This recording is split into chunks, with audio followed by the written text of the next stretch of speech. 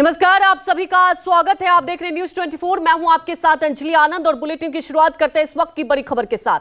हेमंत सोरेन को supreme court से बड़ा झटका लगा है। सुप्रीम कोर्ट ने याचिका पर सुनवाई से इनकार किया है। जी हां, बड़ी खबर यह है क्योंकि सुप्रीम कोर्ट में याचिका लगाई गई थी हेमंत सोरेन की तरफ से और सुप्रीम कोर्ट ने याचिका पर सुनवाई से इनकार कर दिया है। सुप्रीम कोर्ट ने सोरेन से हाई कोर्ट जाने को कहा है। सोरेन ने गिरफ्तारी के खिलाफ याचिका दाखिल की थी। सुप्रीम कोर्ट से बड़ा झटका लगा है। सुप्रीम कोर्ट ने हाई कोर्ट जाने को कहा है। इस वक्त की बड़ी खबर आपको बता रहे हैं हमारे वरिष्ठ सहयोगी प्रभाकर हमारे साथ जुड़ चुके हैं। प्रभाकर, बड़ा झटका लगा है सुप्रीम कोर्ट से, अब आगे क्या?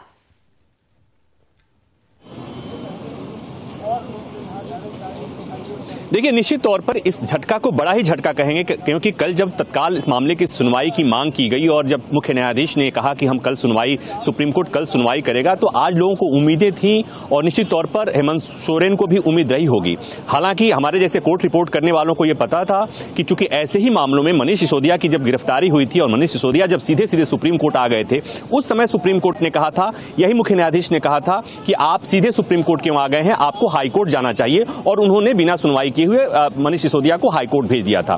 तो हमें ऐसा लग रहा था कि ऐसे सुप्रीम कोर्ट इस मामले में कैसे सुनवाई कर सकता है। और जैसे ही सुनवाई शुरू हुई, जस्टिस संजीव खन्ना की बेंच ने, संजीव खन्ना का पहला सवाल था कि आप सीधे सीधे सुप्रीम कोर्ट क्यों आ गए, आप हाईकोर्ट क्यों नहीं गए। हालांकि इस मामले में महत्वपूर्ण यह भी जानना है कि हाईकोर्ट गए थे हेमंत सोरेन, लेकिन हाईकोर्ट के साथ साथ सुप्रीम कोर्ट भी आ गए थे और कल उन्होंने यह भी कहा कि हम हाईकोर्ट से अपनी याचिका वापस ले रहे हैं, आप सुन लीजिए। और लगा एक बार कि सुप्रीम कोर्ट इसमें सुनवाई कर लेगा, लेकिन आज सुप्रीम कोर्ट ने कह दिया कि आप हाईकोर्ट जाइए, हाईकोर्ट भी संवैधानिक कोर्ट है, पहले वहां पर आप अपनी बात कीजिए। तो इस तरह से सुप्रीम कोर्ट से हेमंत सोरेन को कोई राहत नहीं मिली है। अब निश्चित तौर पर हेमंत सोरेन हाईकोर्ट में याचिका लगाएंगे। सुप्रीम कोर्ट से मांग की जा रही थी कि सुप्रीम कोर्ट इस तरह का निर्देश दे कि जब हेमंत सोरेन की याचिका हाईकोर्ट में जाए तो हाईकोर्ट इस याचिका पर तत्काल सुनवाई कर ले, जल्द सुनवाई कर ले। लेकिन सुप्रीम कोर्ट ने कहा कि आप वहीं याचिका लगाइए और हाईकोर्ट से ही गुजारिश कीजिए कि हाईकोर्ट उनकी याचिका पर तत्काल सुनवाई कर ले। तो मतलब ये कि अब हेमंत सोरेन की तरफ से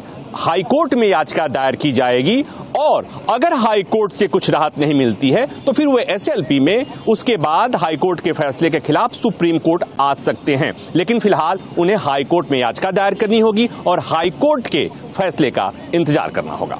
बिल्कुल प्रभाकर, जैसा कि आपने कहा कि लगातार अगर दावपेच को समझे, ऐसा पहले ही था कि झटका लग सकता है, लेकिन अगर तकनीकी समझे प्रभाकर, अब हाईकोर्ट जाएंगे, अगर वहां से ठीक झटका लगता है फिर उसके बाद वो अपील करेंगे, तो क्या ये समझा जाए अब पूरा प्रोसेस हाई कोर्ट में ही वहां पर ही डिपेंड रहना होगा और किस तरह से आगे की कदम उठा सकते हैं? क्या आपको लगता है कि क्या मुश्किलें बढ़ती हुई दिखाई दे रही है हेमंत सोरेन के लिए?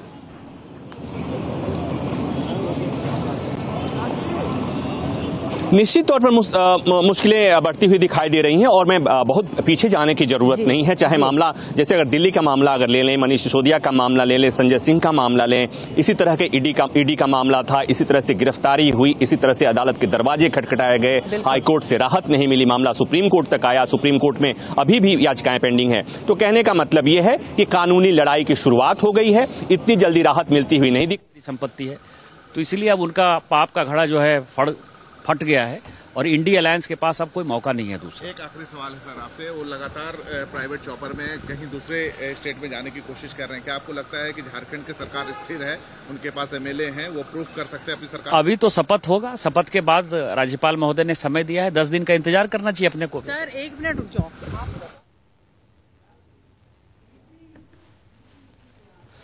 तो वही हमारे सहयोगी प्रभाकर जुड़े थे, आपका शुक्रिया। और इसी